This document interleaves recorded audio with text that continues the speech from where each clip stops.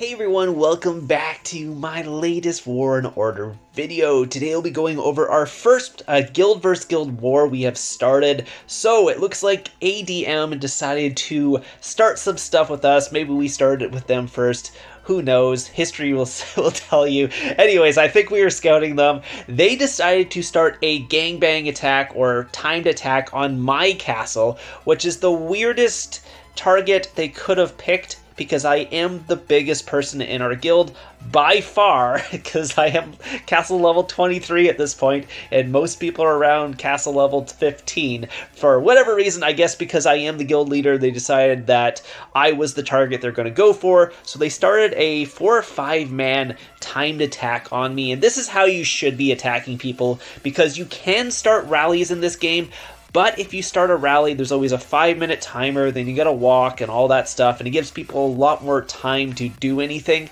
But a timed attack is like a solo attack, so you can just gangbang them, send a bunch of marches at someone, and then time it to arrive at the same time, which is what you're supposed to do, because if they all arrive at the same time, all the marches will come into one big battle and join together as basically a rally, but with unlimited amount of space. So they can be super devastating, but again, they do have to be timed at the right time. Again, there's 5 people walking towards me, but they did not time it properly. Their organization was a little bit off, and you'll see it does come back to bite them in the butt here, and they do lose quite a bit of troops, because in this game, when you attack someone, you pretty much lose, or I mean, if your march gets zeroed, you lose about 80% of the troops that are wounded. So normally, you'll see in this battle right here, if your whole troop gets wiped out, you'll lose 80%. So 80% is red dead.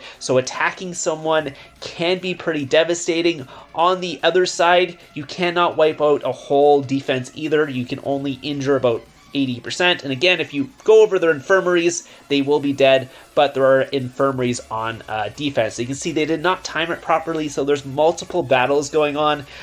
We will show you later on how to actually do it, because we do attack them back after they are done attacking me, because obviously, we retaliate. They attacked us, we go attack them, but we show them how it's done, how to do a time attack. Again, the most devastating one is obviously if they all sped in their marches all at once, then it gives you very little time to get reinforcements and stuff. But in this situation, obviously they didn't do that. I had 335,000 reinforcements pretty much, and they were sending 31,000 marches. You can see they're losing 29,000 of those 31,000 though, so yeah, that hurts a lot. Like, again, like I said, you have to be very, very careful in this game when you're attacking someone that you are actually able to beat them, because I guess it's more at 80%. That looks like 95% or something like that of your losses when you're attacking someone become actual deads. There are researches and stuff that reduce that and actually make it so some are wounded,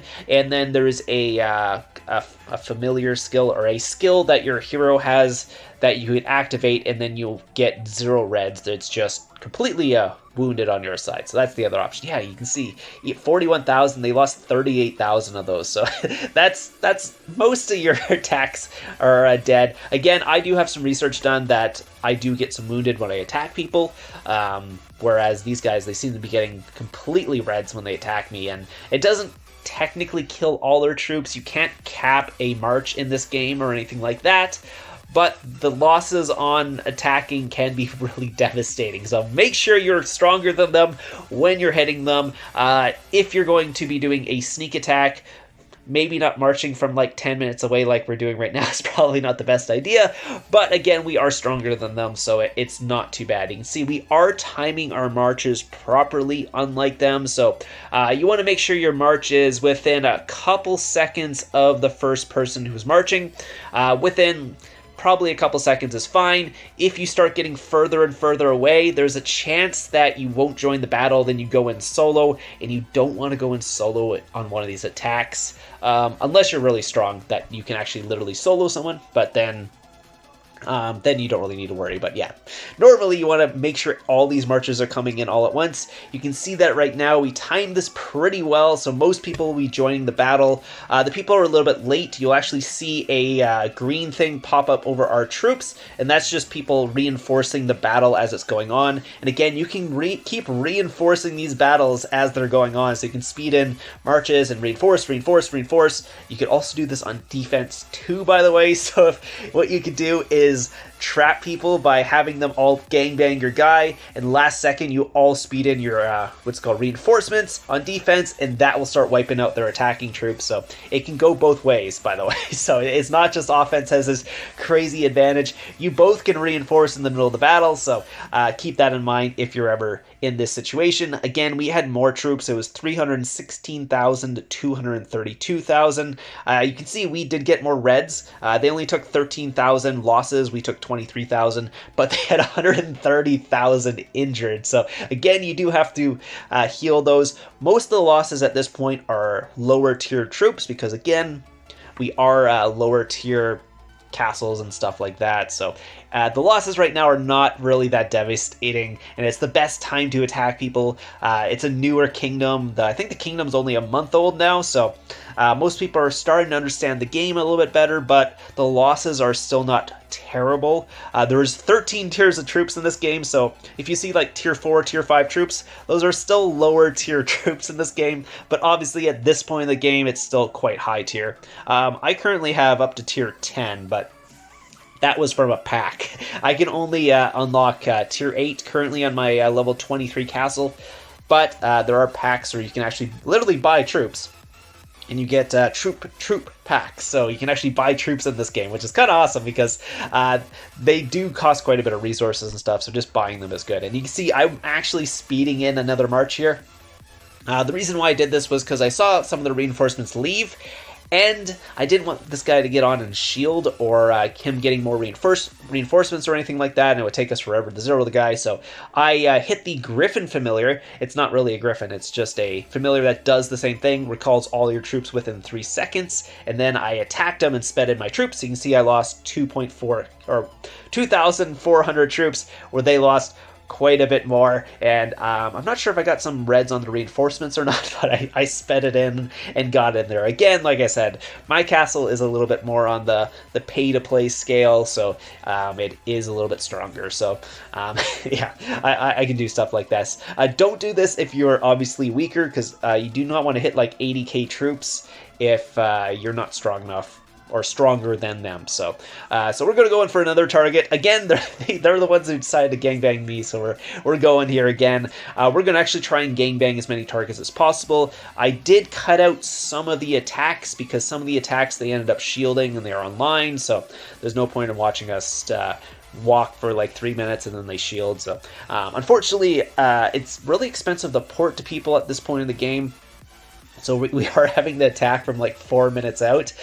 Even if we're timing these, they do have plenty of time to shield, they have plenty of time to reinforce, all that stuff. And we could speed in, but again, a lot of the people in our guild don't have the resources, just use speed ups and stuff to speed their attacks in. So this is what we're doing. So we're doing it the slow and steady way. You don't want to do this against a really good guild, because again, they could reinforce a lot and we could take a ton of losses. Keep in mind, our guild strengths at this point were pretty similar. I think our guild was around 12 mil or 12 to 13 mil, I think, and they were around 11 mil when we started this war.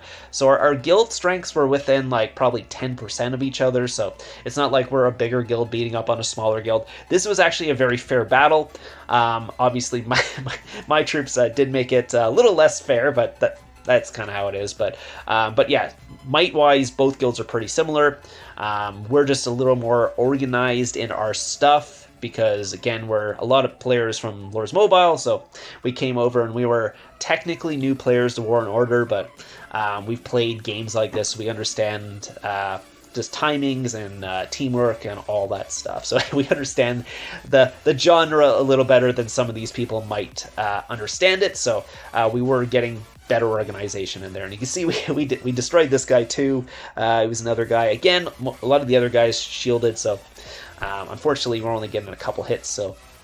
but yeah, we are getting some reinforcement kills and stuff like that because people are reinforcing them. So this guy is a castle level 14. Keep in mind that that's technically a higher level castle at this point in the game. There's people anywhere from 14 to 16 is the average kind of castle for a higher level castle. And then you have some of the higher pay-to-play guys who are over the level 21. So yeah, you can see this guy was taking a little bit of losses. We lost 2k troops on there.